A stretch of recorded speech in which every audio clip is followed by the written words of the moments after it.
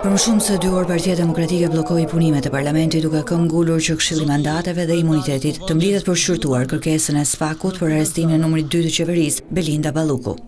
Reni ditë se është vetëm një mandati i Lubi Ballukut.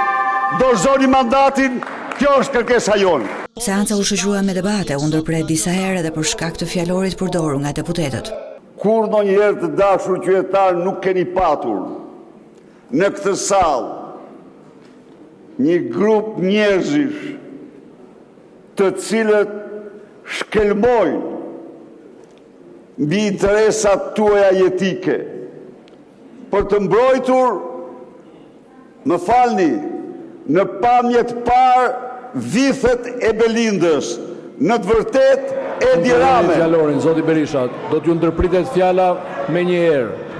Pjesë e debatit mes mazhorancës dhe opozitës u bë edhe protesta opozitës e datës 10 shkurt. Socialistët akuzuan për dhunë Partinë Demokratike në protestë, duke vënë në duke se ende sot ka policë që po marrin mjekim në spital.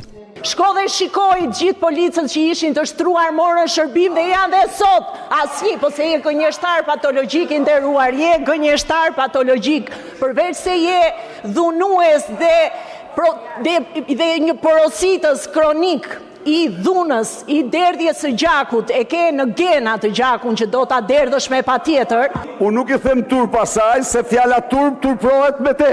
Asnjë polic i lënduar dhe i plagosur në spitalin e urgjencës, përkundrazi, protestues paqësor, kryengris paqësor, në lulet ballit me plumb gome që mund të çpoj me probabilitetin me të mallkafken. Përballë akuzave të Partisë Demokratike për përdorimin e dhunës nga ana e policisë në protestën e 10 shkurtit, socialistët i kujtuan PD-s protestën e 21 janarit vitit 2011. Në një protestë që nisi paqësore dhe që mbaroi me 4 të vrarë, jo me ujë, po me plumë në lule të ballit. Me plumë në lule të ballit. Ndërkaq që opozita shfryzoi parlamentin sot për të bërë apel qytetarëve të bashkohen protestës opozitës në 20 shkurt kundër kryeministrit Edi Rama e qeverisë socialiste.